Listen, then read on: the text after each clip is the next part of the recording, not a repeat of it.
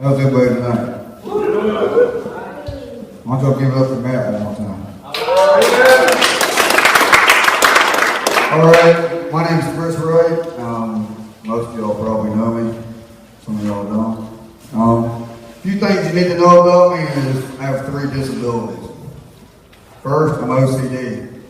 So I'm going to either do something all the way or not do it at all. And by not doing it at all, I'm not doing it all the way. Okay. Now the other thing is I'm ADHD, okay? So I get lost in the sauce a little bit, moving from one thing to the next. And the third disability, I have an audio disorder. So like the Pastoral Institute rates me at first grade in 1 month of repeating what somebody says to me. So with that said, if I say something more than once, if I keep repeating myself, that's the OCD in me. Okay? Now, if I get lost and I'm having to fumble through my papers, that's the ADHD. Okay? Now, with the audio disorder, if one of y'all raise your hand or ask me a question or something, if I don't answer you, I'm not being rude. I really didn't hear you. Okay? All right. Anybody that does know me knows I'm pretty good at talking. But the only difference between tonight and usual is I'm usually talking about nothing. But we're going to be talking about something tonight. We're going to be talking about, has anybody ever prayed their way to a point in their life where they felt super comfortable? You're like, man, everything's great. Raise your hand if that's happened to you. Did it all fall apart right after that? Okay. What we're talking about tonight, is anybody familiar with a guy named Elijah? Okay. Now, Elijah was a prophet, okay? We're not just going to talk about Elijah. We're actually going to, I've informed a gentleman that's a very good friend of mine at work, and we're going to compare Elijah's life with my friend John's, okay? I've already gave him fair warning that I was going to throw him under the bus. So, it's safe. He can't get to me anyway in South Carolina right now. But anyway, Elijah was a prophet. Now he lived in a kingdom where they allowed them to pray to their one true God. Until that king, they decided one day that you're not going to pray to them anymore. You're going to pray to our idols. What's an idol? Can somebody tell me what an idol is?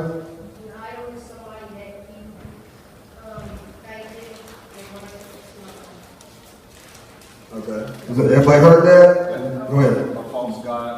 Okay. Basically, does anybody remember what Elijah's kingdom was praying for? Rain. Okay. Now, that's kind of like asking a Barbie doll to make it rain. It ain't gonna happen, right? Okay. Now, so when they said you gotta pray to these idols, what do y'all think Elijah said? No, I'm not. I'm praying. There's only one true God. I'm only praying Him. So he prays and he speaks to God. And what do you think God told him? Go to that king and tell them they're not going to have any rain for 3 years. Okay. Now, wouldn't you be a little thirsty after 3 years? Okay, so he goes and he tells the king there's going to be no rain for 3 years. Well, does anybody remember what God told Elijah to do after that? Look, there's a time and place for everything, okay? And God will give you some advice too. Now, do you know? Well, we already got to that. He told me.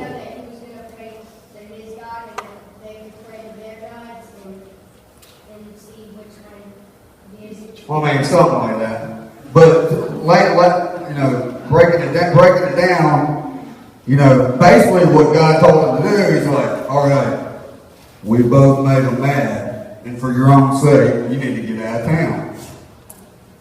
So, do you think, being how Elijah stuck up against these people in the name of God, Do you think God's going to leave Elijah hanging?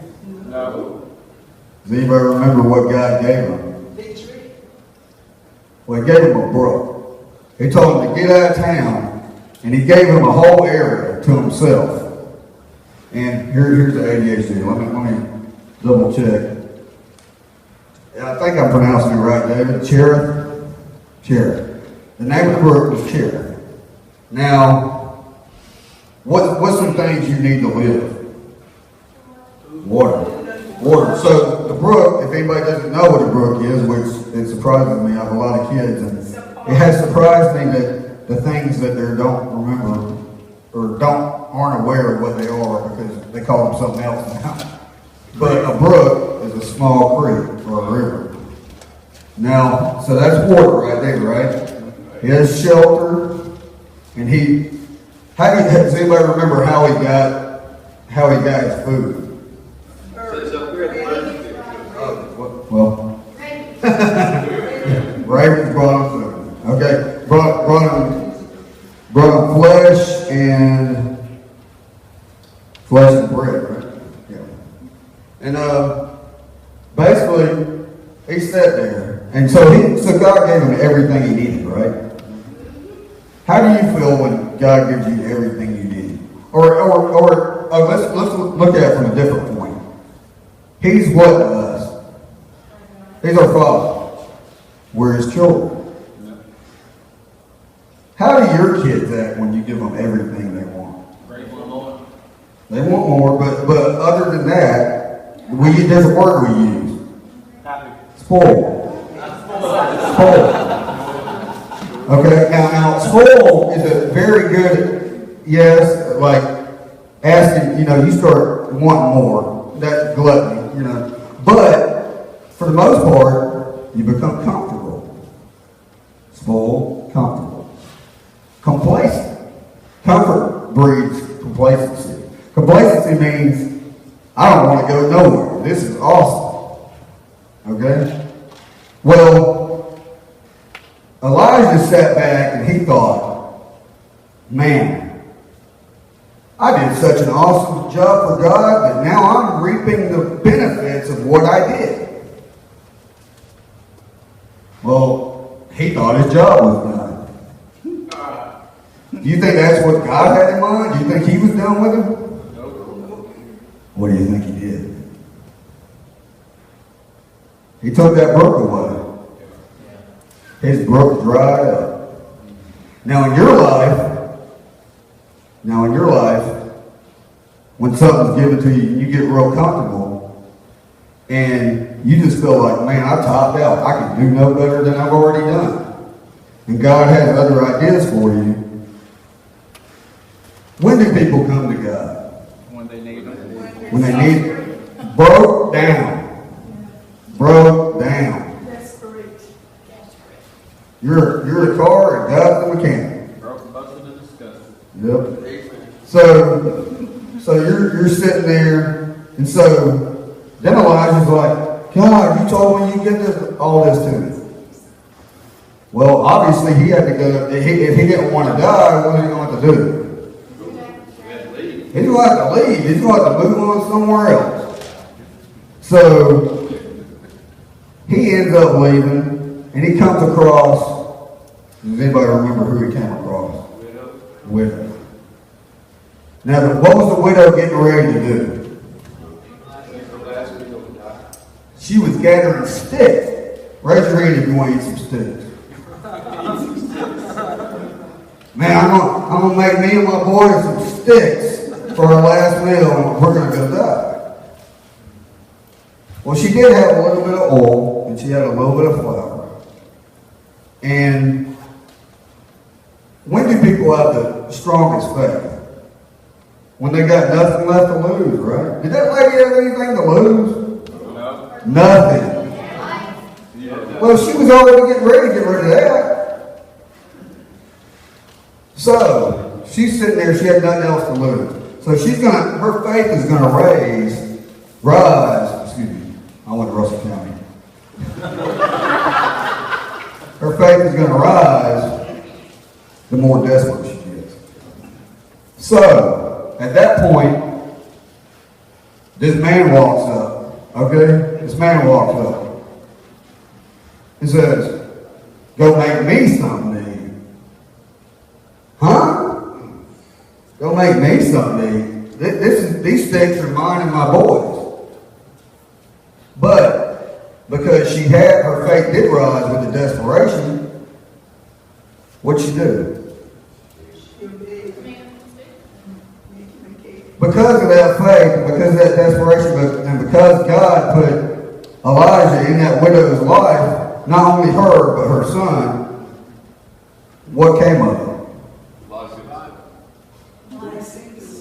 She came to God. She came to God. More people came to God. So, why did God dry Elijah's brook up? What were we all born to be? Fishermen of men. Can you catch anything if everything's been handed to you? No.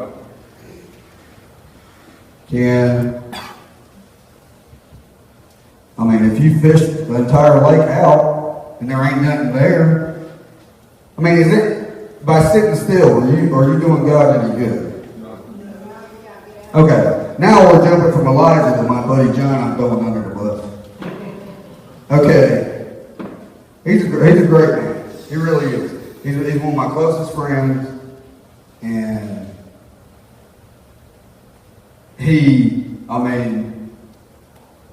I probably talk more about, I talk more to him at work, and anybody knows what I do for a living, I'm a firefighter, so for 33.3% of my life, I'm with these jokers, okay?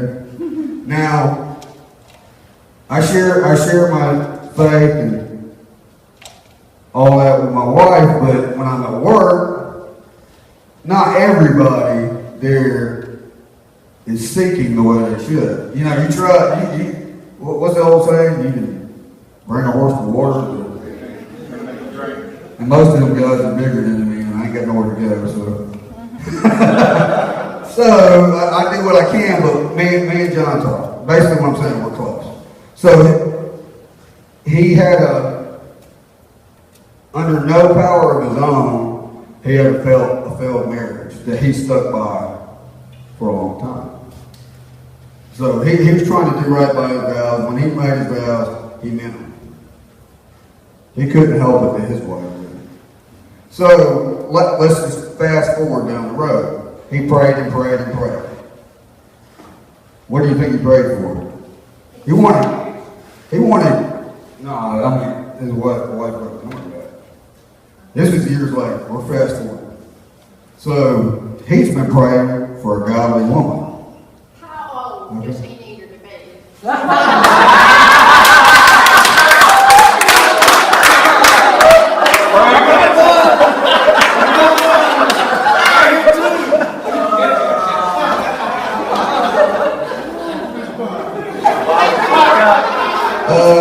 My ADHD just kicked in. Bobby picked it first. Yeah,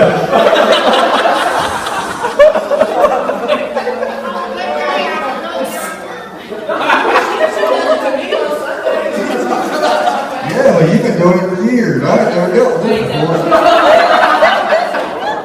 She can take down the best of it. She just knocked me off the stage. You haven't got Gene started up yet.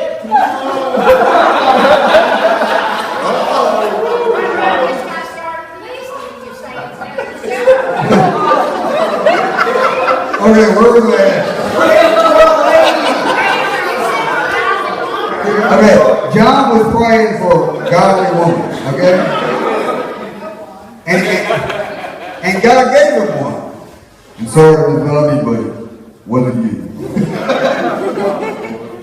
You're a little bit too late. I should have told you about him earlier. But anyway, God answered his prayer 3 years ago. Her name's Nancy. And nowadays, where do a lot of people meet? People, internet. Okay, what?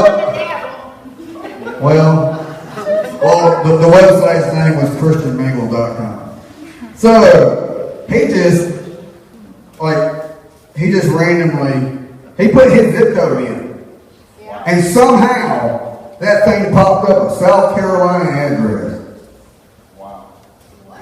Everybody else had a Columbus, Georgia address. He started talking to her like that. And they've been together for 3 years. Married? Well, it's coming. Well, that's what I'm getting to. That's what I'm getting to. That's what I'm getting to. Hey, but basically what I'm saying is God's handing him all these things. God has handed him a woman that is willing to, when if he decided to up and move, she said, "I'll take care of you until you get a job." Or I mean, she'll do anything. Wonderful woman. And he's one of these guys, and he was born this way. God knows he's the way he is too. He created him. But he sits there, and you ever know somebody, the more you try to get them to do something, the less likely they're going to do it.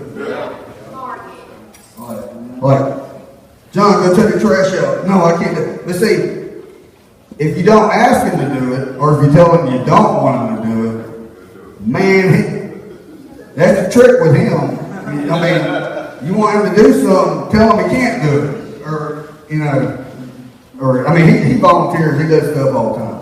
But anyway, he's a major in the United States Army Reserve. He's a firefighter. He's a... Got 2 retirements. He'll have 2 retirements. Well, we're getting that part too. But basically what I'm saying, he's got these things. So when she's wanting to, it's about marriage time. You know what I mean? And he does want to marry her, but he's I don't know, he's scared or he's having a lack of faith. You know what I mean? And when she's like, marry me, how do I tell you he acts when somebody tells him to do something? I can't do that. So the things he's been saying is, I've got to, because these things were here before you. I mean, fire service is a brotherhood. And we were one of the excuses. That we're one of the things holding back. And really, honestly, I can honestly say that throughout his entire life, we're probably the closest friends he's ever had. And he doesn't want to leave that. Now, the other brotherhood he has at Fort Benning, he doesn't want to leave that either. So, God's given him everything he needs, right? He's given him a brook. What do you think's happening now? It's drying up, y'all. His hip's going bad. How old is this man? 44. His hip's going bad. He might be discharged. That's one thing. What else do you need a hip for? Fighting fire. Now, but the thing is, we can, as a team, we know who can do what good. So, I mean, we work around it. You know what I mean? We know what not to put them on. Hey, I'm not giving some things too. I dang sure try not to put myself in those situations. You know what I mean? So, the brook's drying up. And just all of a sudden, the other thing, his grandmother was here. And he's been taking care of her for 20 years. Why won't the woman come here? She just got promoted to Dean of Nursing at a college in South Carolina. If she's that educated, she can get a job here. Oh yeah. But see, her brook's not drying up. Now I would argue that point too, but she's still got a brook. And we talked and talked, and I believe, and so does he, that God's trying to move him to South Carolina. Now, his grandmother went to go visit her mother, or her daughter, excuse me, and she had a stroke. So now she doesn't even live here. She's so grandmother's gone, That's all. hip's gone, Gift's gone. and now all of a sudden, our city government, or well, I'll take it back, my chain of command of the fire department just decided to have a fruit basket turnover. That's what we call it. Everybody's going to get with somebody new, and we're going to break everybody up. Well, me and John and our crew have been together for 4 years, I think.